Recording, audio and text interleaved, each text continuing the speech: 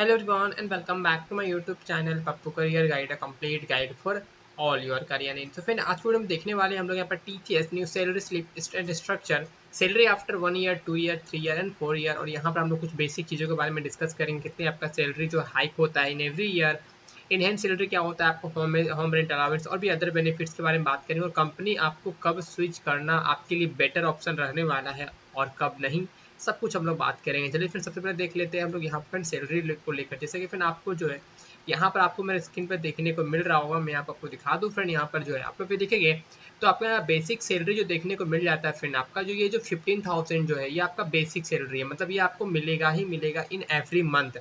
और ये आपका एनुअल में आता है, लेकिन अभी आपको मंथली देखना है, ठीक है, ये वाला देखना है। और फिर यहाँ पर बैंक्वेट फॉर अदर बेनिफिट आपको यहाँ पर फिर देखेंगे 26,522। ओके, यहाँ पर आपको देखने को जो है यहाँ पर मिल रहा है, ये आपका फिर कंपनसेशन डिटेल्स है। ओके, और यहाँ पर आप देखेंगे तो यहाँ पर कंपोनेंट कैटेगरी है।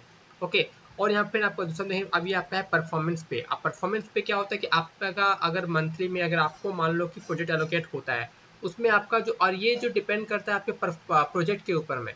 ऐसा नहीं कि मान लो आप लोग ज्वाइन किए हो और आपका कोई प्रोजेक्ट एलोकेट नहीं है, आप लोग बस लर्निंग पीरियड में हो तो आपको ये मिलेगा, नहीं। ये बेसिकली आपका प्रोजेक्ट पे भी डिपेंड करता है, सम टाइम आपको लर्निंग पे भी डिपेंड करता है, अगर आपका लर्निंग में अच्छा परफॉर्मेंस होता है तो। ठीक है, तो ये आपका होता है मंथली परफॉर्मेंस पे 44,200। और फिर आपका होता है परफॉर्मेंस पे, ये दोनों ही आपका फिर जो होता है ये आपको परफॉर्मेंस पे होता है।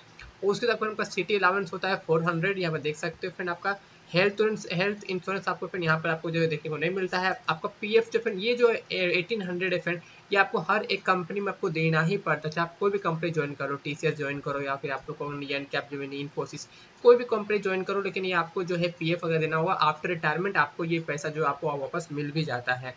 ठीक है, अब यहाँ पर ग्रेजुएटेड देखिए फिर आपका 721। ठीक है, टोटल ऑफ एनुअल कंपोनेंट आप फिर देखेंगे तो यहाँ पर रिटेल्स में आपका 2502 है, और यहाँ पर टोटल ग्रोस आपका होने वाला है देखेंगे तो 51,884, ये टोटल आपका ग्रोस है। ओके, और यहाँ पर आप लोग फिर देखेंगे तो बता दो फिर आपका जो है।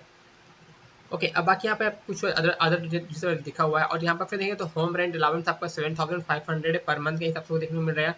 लिव ट्रैवल असिस्टेंट आपको 1250 देखने को मिलता है। फूड कार्ड आपको 500 जो आप लोग अगर टीसीएस ऑफिस जाते हो तो वहाँ पर आप लोग इसे जो है अवेल कर सकते हो। ठीक है, लेकिन मैं आपको रिकमेंड करूँगा ये सब चीज़ आप लोग मत लेना, आप लोग के सैलरी से ही कुछ अमाउंट डिडक्ट होता है। ठीक है, और यहाँ पे आप देखेंगे तो आपका ग्रोस बेनिफिट और बेनिफिट्स आपको 26,522 देखने को यहाँ पर यहाँ पर मिल जाता है। तो फिर यहाँ पर आप लोग देखेंगे फिर सैलरी जो है फिर आपका ऑलमोस्ट जो है 26,522 आप 52 के आसपास आपको देखने को मिल रहा है फ्रेंड। तो सैलरी आपका इसके आसपास आपका 24, कभी 25, या हर महीने आपका वेरी करेगा, फिर हर महीने आपका सेम नहीं रहने वाला है। ठीक है, और बाकी जो आपका जो आपका अदर जैसे आप मान लो कि कोई डिजिटल में है, उनका थोड़ा सा डिफरेंट देखने को मिलेगा। अब डिजिटल का उस पर डिपेंड करता है, सब कुछ सेम रहता है, उसका थोड़ा सा एज कम्पेयर टू इस पर थोड़ा सा इससे ज़्यादा आपको जो है सैलरी देखने को मिल जाता है। ठीक है, अगर आप लोग देखोगे फिर आपका निंजा का ऑलमोस्ट आपका जो है 3.36 ही रहता है। अगर आप लोग इसे डिवाइड बाय 12 करोगे तो फिर आपको यहाँ पर 12 दूनी 24 36 करोगे, फिर आपको ऑलमोस्ट जो है आपका उसी के आसपास देखने को मिल जाए। ठीक है, और यहाँ पर आप अगर आप डिजिटल में जाते हो तो आपको 7 LP का आपको देखने को मिलता है। उसके बाद आपको 12 से डिवाइड करते हैं बाद आपको जो भी देखने को मिलता है। ठीक है, तो आपका डिजिटल का ज़्यादा सैलरी होता है एज कम्पेयर टू निंजा।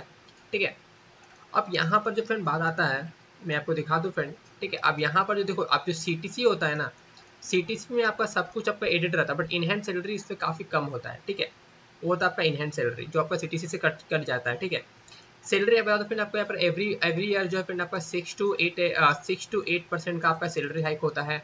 अब देखो मान लो कि आपने ज्वाइन करा है दिसंबर में, दिसंबर 2021 में आपने ज्वाइन करा। ज्वाइन करने के बाद अगर मान लो आपका अगले साल 2021 में आपने ज्वाइन करा और आपका दिसंबर 2022 में आपका एक साल हो गया, अगर आपका कोई प्रोजेक्ट एलोकेट नहीं हुआ तो आपका सैलरी हाइक होगा, बट मतलब उतना ज़्यादा नहीं होगा। देखो अब ये जो आपका एक साल में जो आपका सैलरी इंक्रीमेंट होता है ना, वो डिपेंड करता है आपके प्रोजेक्ट के ऊपर में। लेट सपोज आपने दिसंबर में ज्वाइन करा, लेकिन आपको प्रोजेक्ट एलोकेट हुआ अक्टूबर में, तो अक्टूबर 2022 से लेकर अक्टूबर 2023 के बीच में आप लोग का एक साल काउंट होगा। मतलब प्रोजेक्ट मिलने के बाद ही आप लोग का जो है यहाँ पर सैलरी इंक्रीमेंट काउंट होता है। ईयर पे डिपेंड, अगर आप लोग बेंच में हो तो आपका सैलरी इंक्रीमेंट काउंट नहीं होगा। और उसके अगले साल आपका फिर जो है 8 to 9 होता है, उसके बाद फिर आपका 11% होता है। मतलब इस तरह करके फिर आप लोग का सैलरी इंक्रीज होता है। हाँ, अगर आपका परफॉर्मेंस काफ़ी अच्छा होता है, प्रोजेक्ट वगैरह में आप लोग अच्छे से परफॉर्म करते हो, तो आपका सैलरी इससे भी ज़्यादा आपका हाई हो जाता है। और 2 साल के बाद में भी आप लोग यहाँ पर फिर एनालिस्ट का भी पोस्ट देखने को मिल जाता है। अगर आप लोग एनालिस्ट पोस्ट पे आ गए तो आपका सैलरी काफ़ी ज़्यादा हो जाता है। ये डिपेंड करता है आपके परफॉर्मेंस के ऊपर में, आपके प्रोजेक्ट के ऊपर में आपको कौन सा प्रोजेक्ट मिला है।